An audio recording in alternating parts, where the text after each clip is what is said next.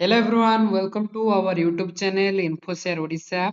Odisha State Scholarship Portal ରେ ଯେଉଁମାନଙ୍କର status payment processed show ହେଉଛି ସେମାନେ ଭିଡିଓକୁ ଶେଷ ପର୍ଯ୍ୟନ୍ତ ଦେଖନ୍ତୁ। ଏକ ଫାଇନାଲ ଡେଟ୍ ଆସିଛି କେବେ ସୁଦ୍ଧା ଏମାନଙ୍କର ପେମେଣ୍ଟ ଆସିବ। ତ ସହିତ ଯେଉଁମାନଙ୍କର ଏବେ ରିସେଣ୍ଟରେ ଷ୍ଟାଟସରେ ଏକ ବଡ଼ ପରିବର୍ତ୍ତନ ଘଟିଛି, ଯେଉଁମାନେ ପୋଷ୍ଟ ମାଟ୍ରିକ ସ୍କଲାରସିପ୍ ଆପ୍ଲାଏ କରିଥିଲେ ଆକାଡେମିକ ଇୟର 2025-26 ଶିକ୍ଷାବର୍ଷ ଅର୍ଥାତ୍ 2026ରେ ସେମାନଙ୍କର ଷ୍ଟାଟସରେ ଏକ ବିଗ୍ ପରିବର୍ତ୍ତନ ମାନେ ବଡ଼ ପରିବର୍ତ୍ତନ ଘଟିଛି। କ'ଣ ପରିବର୍ତ୍ତନ ହେଇଛି? ଯେଉଁମାନେ ସାଂସନ ବାଇ ଆପ୍ରୁଭ୍ ଅଥରିଟି ପେମେଣ୍ଟ ପ୍ରୋସେସେଡ୍ କିମ୍ବା ସେକେଣ୍ଡ ଫେଜ୍ ପାର୍ସିଆଲ ପେମେଣ୍ଟକୁ ୱେଟ୍ କରିଛନ୍ତି ସେମାନେ ଭିଡ଼ିଓକୁ ଶେଷ ପର୍ଯ୍ୟନ୍ତ ଦେଖନ୍ତୁ, ଯାହା ଆପଣ ରିଗାର୍ଡିଂ ପୋଷ୍ଟ ମାଟ୍ରିକ ସ୍କଲାରସିପ୍ ଉପରେ ସମସ୍ତ ଅପଡେଟ୍ ପାଇପାରିବେ ଏହି ଭିଡ଼ିଓରେ। ଚାଲନ୍ତୁ ଭିଡ଼ିଓଟି ଷ୍ଟାର୍ଟ କରିବା। ଭିଡ଼ିଓଟି ଷ୍ଟାର୍ଟ କରିବା ପୂର୍ବରୁ ସମସ୍ତଙ୍କୁ ଅନୁରୋଧ, ମୋ ଚ୍ୟାନେଲକୁ ସବସ୍କ୍ରାଇବ କରିବା ଭୁଲିବେନି। ତା ସହିତ ଆମକୁ ଗୋଟେ ଭିଡ଼ିଓକୁ ଲାଇକ୍ କରିବା ସହିତ ଆମ ଟେଲିଗ୍ରାମ ଗ୍ରୁପରେ ଜଏନ୍ ହେଇଯିବେ, ଯାହାଫଳରେ ଆପଣ ସବୁବେଳେ ଅପଡେଟ୍ ହୋଇ ରହିବେ। ଚାଲନ୍ତୁ ଦେଖିବା କ'ଣ ଚେଞ୍ଜେସ୍ ହେଇଛି। ଦେଖନ୍ତୁ, ଯେଉଁମାନେ ଆବେଦନ କରିଥିଲେ ପୋଷ୍ଟ ମାଟ୍ରିକ ସ୍କଲାରସିପ୍ ଦୀର୍ଘ ଦିନ ଧରି ରିକମେଣ୍ଡେଡ୍ ବାଇ ଇନଷ୍ଟିଚ୍ୟୁସନ କିମ୍ବା ଅନ୍ୟାନ୍ୟ କାରଣ ଯୋଗୁଁ କ'ଣ ଶୋ ହେଉଥିଲା, ସେମାନଙ୍କର ଫାଇନାଲି ଡେଟ୍ରେ ଚେଞ୍ଜେସ୍ ହେଇଛି, ମାନେ ଆକ୍ସନ ଟେକେନ୍ ହେଇଛି। ଦେଖନ୍ତୁ ରିସେଣ୍ଟ ମାନେ 13 ତାରିଖ, ଯୋଉ ଆମେ ବି ମଧ୍ୟ ଆମେ ପ୍ରିଭିୟସ୍ ଭିଡ଼ିଓରେ ଆମେ କହି ଚାଲିଛୁ ଯେ ଆପଣଙ୍କୁ ପେମେଣ୍ଟ ମିଳିଯିବ ଏଇ ମାସ ଶେଷ ସୁଦ୍ଧା, ତାହା ଆଜି ମଧ୍ୟ ପ୍ରମାଣିତ ହେଇଯାଇଛି। ବହୁତ ପିଲାଙ୍କୁ ମଧ୍ୟ ଅଲରେଡି ପେମେଣ୍ଟ ପାଇସାରିଲେଣି। ଆପଣ ଚାହିଁଲେ ଭିଡ଼ିଓ ଚେକ୍ କରିପାରିବେ। ପ୍ରୁଫ୍ ଆଣ୍ଡ ଅଥେଣ୍ଟିକେଟ୍ ଭିଡ଼ିଓ ଆମେ ଅପଲୋଡ଼ କରିଛୁ। ଦେଖନ୍ତୁ ଯେଉଁମାନଙ୍କର ଷ୍ଟାଟସ୍ ପେମେଣ୍ଟ ପ୍ରୋସେସେଡ୍ କିମ୍ବା ସାଂସନ ବାଇ ଆପ୍ରୁଭ୍ ଅଥରିଟି ଶୋ ହେଉଥିଲା, ଦେଖନ୍ତୁ ଆମେ ରିସେଣ୍ଟ 13 ମେ ମାନେ ପାଖାପାଖି ମେର ସେକେଣ୍ଡ ୱିକ୍ ଥାର୍ଡ ୱିକ୍ ଭିତରେ ସମସ୍ତଙ୍କର ଷ୍ଟାଟସ୍ ଚେଞ୍ଜେସ୍ ହେଇଯାଇଛି। ଯେଉଁମାନଙ୍କର ଅଟିକିଛି ଧର ରେକମେଣ୍ଡେଡ୍ ବା ଇନଷ୍ଟିଚ୍ୟୁସନ ଶୋ ହେଉଛି, ସେମାନେ ଡିଷ୍ଟ୍ରିକ୍ଟ ଲେଭେଲ ସହିତ କଣ୍ଟାକ୍ଟ କରନ୍ତୁ। ଯେଉଁମାନଙ୍କର ଅଲରେଡି ବ୍ଲକ ଅଥରିଟି କିମ୍ବା ଡିଷ୍ଟ୍ରିକ୍ଟ ଲେଭେଲ ଅଥରିଟି ଥ୍ରୁ ଆପଣଙ୍କର ଆପ୍ଲିକେସନ ସମସ୍ତ ଭେରିଫିକେସନ କମ୍ପ୍ଲିଟ୍ ହେଇଯାଇଛି, ପେମେଣ୍ଟ ପ୍ରୋସେସେଡ୍ ଶୋ ହେଉଛି କିମ୍ବା ସାଂସନ ବାଇ ଆପ୍ରୁଭ୍ ଅଥରିଟି ଶୋ ହେଉଛି, ତାହେଲେ ଆପଣଙ୍କୁ ପେମେଣ୍ଟ ଖୁବ୍ ଶୀଘ୍ର ମିଳିବାକୁ ଯାଉଛି। ଦେଖନ୍ତୁ ଏଇ ରିସେଣ୍ଟ 13 ମେ ଯା ମେ ମନ୍ଥର ସେକେଣ୍ଡ ୱିକ୍ରେ ଆପଣଙ୍କର ଷ୍ଟାଟସରେ ପରିବର୍ତ୍ତନ ହେଇଛି, ପେମେଣ୍ଟ ପ୍ରୋସେସେଡ୍ ନେକ୍ସଟ ଏଗେନ୍ ପୁଣି ସାଂସନ ବାଇ ଆପ୍ରୁଭ୍ ଅଥରିଟି ଶୋ ହେଉଛି। ସାଂସନ ବାଇ ଆପ୍ରୁଭ୍ ଅଥରିଟି ମାନେ ଆପଣଙ୍କର ଡିପାର୍ଟମେଣ୍ଟ ଲେବୁଲରୁ ସମସ୍ତ ଭେରିଫିକେସନ କମ୍ପ୍ଲିଟ୍ ହେଇଯାଇଛି, କେବଳ ପେମେଣ୍ଟ ପ୍ରୋସେସେଡ୍ ଅଥବା ପେମେଣ୍ଟ ମେକାନିଜିମକୁ ୱେଟ୍।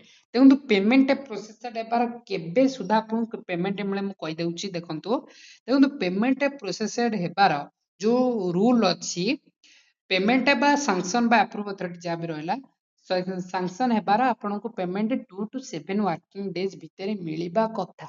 ଯେହେତୁ ବହୁତ ଦିନ ଧରି ପେମେଣ୍ଟ ପ୍ରୋସେସରେ ପିଲାଙ୍କର ଶୋ ହେଉଛି, ଯେଭଳି ମାର୍ଚ୍ଚ 24ରୁ କିମ୍ବା ଫେବୃଆରୀରୁ ପେମେଣ୍ଟ କିମ୍ବା ମାର୍ଚ୍ଚରୁ ତାଙ୍କର ପେମେଣ୍ଟ ପ୍ରୋସେସେଡ୍ ଅଥବା ସାଂସନ ବା ଆପ୍ରୁଭ୍ ଅଥରିଟି ଶୋ ହେଉଛି। ଦେଖନ୍ତୁ ଯେଉଁମାନଙ୍କର ପେମେଣ୍ଟ ପ୍ରୋସେସେଡ୍ କିମ୍ବା ସାଂସନ ବା ଆପ୍ରୁଭ୍ ଅଥରିଟି ଶୋ ହେଉଛି, ସମସ୍ତେ ମେ 25 ତାରିଖ ଭିତରେ ସମସ୍ତଙ୍କର 20ରୁ 25 ତାରିଖ ଭିତରେ କିମ୍ବା 25 ତାରିଖ ଭିତରେ ସମସ୍ତଙ୍କୁ ପେମେଣ୍ଟ ମିଳିଯିବ, ଯାହା ଇନଫର୍ମେସନ ଆସୁଛି। ଯେହେତୁ ଭେରିଫିକେସନ ପ୍ରୋସେସ ଏବେ ଫାଷ୍ଟ ଚାଲିଛି, ଦେଖନ୍ତୁ ସମସ୍ତଙ୍କର ଭେରିଫିକେସନ ଏଇ ମେ ମାସର ସେକେଣ୍ଡ ୱିକ୍ରେ ଭେରିଫିକେସନ ହେଉଛି। ସମସ୍ତଙ୍କୁ ଏଇ ମନ୍ଥ ଶେଷ ସୁଦ୍ଧା ସମସ୍ତଙ୍କୁ ପେମେଣ୍ଟ ମିଳିଯିବ। ଏବେ ତ ହେଲା ପାଖାପାଖି 20 ହେଇଗଲାଣି, କିନ୍ତୁ ତା ପୂର୍ବରୁ ଆପଣଙ୍କୁ ପେମେଣ୍ଟ ମିଳିଯିବ। ତାପରେ ଆପଣଙ୍କୁ ପେମେଣ୍ଟ ଯେଉଁମାନଙ୍କର ସ୍କଲାରସିପ୍ ଫାଷ୍ଟ ଫେଜ୍କୁ ୱେଟ୍ କରିଛନ୍ତି, ସେମାନେ ମେ ମନ୍ଥ ସୁଦ୍ଧା ମେ 25 ତାରିଖ ଭିତରେ ସମସ୍ତଙ୍କୁ ପେମେଣ୍ଟ ଫାଷ୍ଟ ଫେଜ୍ ମିଳିବ।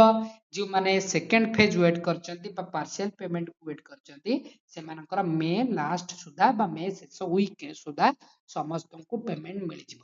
ଦେଖନ୍ତୁ ଯେହେତୁ ଗଭର୍ଣ୍ଣମେଣ୍ଟ ତରଫରୁ ଏବେ ଷ୍ଟାଟସରେ ପରିବର୍ତ୍ତନ ହେଉଛି, ଆପଣ ଯେଠି ଦେଖିପାରୁଥିବେ 13 ତାରିଖ ଦିନ ମଧ୍ୟ ଚେଞ୍ଜେସ୍ ହେଇଛି, ମାନେ ଏଇ ମନ୍ଥରେ ମେ ମନ୍ଥରେ ଚେଷ୍ଟା କରାଯାଉଛି ଶୀଘ୍ର ଭେରିଫିକେସନ କମ୍ପ୍ଲିଟ୍ କରିବା ପାଇଁ, ଯେହେତୁ ଗଭର୍ଣ୍ଣମେଣ୍ଟର ଷ୍ଟେ ଅର୍ଡର ଆସିଛି, ଯେହେତୁ ଭେରିଫିକେସନ କରିବେ ବୋଲି। ଆପଣ ମଧ୍ୟ ଦେଖିପାରିବେ ନିଜ ନିଜର ଷ୍ଟାଟସ୍ ସବୁବେଳେ ଅପଡେଟ୍ କରି ରଖନ୍ତୁ। ଯଦି କୌଣସି ମୁହୂର୍ତ୍ତରେ ଆପଣ ରିଭୋଟେଡ୍ ହେଇଗଲା, ଆପଣ ଚାହିଁଲେ ରିମାର୍କରେ ଆପଣ ଚାହିଁଲେ ଇମେଲ କରିପାରିବେ, ଯଦି ବହୁତ ଦିନ ଧରି ଆପଣଙ୍କର ଷ୍ଟାଟସଟି ଅପଡେଟ୍ ହେଇନଥିବ। ଓକେ, ଦେଖନ୍ତୁ ପାଖାପାଖି ଫେବୃଆରୀ ମନ୍ଥ ପ୍ରାୟ OBC ACBC EBC OBC ACBC EBC category ପିଲା ଯେଉଁମାନେ ଫାଷ୍ଟ ଫେଜ୍ ପାଇନାହାନ୍ତି, ସେମାନେ ଏଇ 25 ତାରିଖ ଭିତରେ ପାଇଯିବେ। ଆଉ ଯେଉଁମାନେ ପାର୍ସିଆଲ ପେମେଣ୍ଟକୁ ୱେଟ୍ କରିଛନ୍ତି, ସେମାନେ ମଧ୍ୟ ଏଇ ମନ୍ଥ ଏଣ୍ଡ ୱିକ୍ ଭିତରେ ସମସ୍ତଙ୍କୁ ମିଳିଯିବ ଇନଫର୍ମେସନ ଆସିଛି। ଆମେ ଜାଣିଥିବୁ ଆପଣ ବହୁତ ଦିନ ଧରି ପେସେନ୍ସ ଅଛନ୍ତି ଏଇଭଳିଆ ସ୍କଲାରସିପ ପାଇବା ପାଇଁ। ଓଡ଼ିଶା ଗଭର୍ଣ୍ଣମେଣ୍ଟ ଏଥିପାଇଁ କିଛି ଫିକ୍ସ ଡେଟ୍ ରଖୁନାହାନ୍ତି କେବେ ସୁଦ୍ଧା ଏ ସ୍କଲାରସିପ ମିଳିବ। ସମସ୍ତେ ଏକଜୁଟ ହେବାକୁ ପଡ଼ିବ, ରିଟ୍ୱିଟ୍ ମାନେ ଟ୍ୱିଟ୍ କରିବାକୁ ପଡ଼ିବ।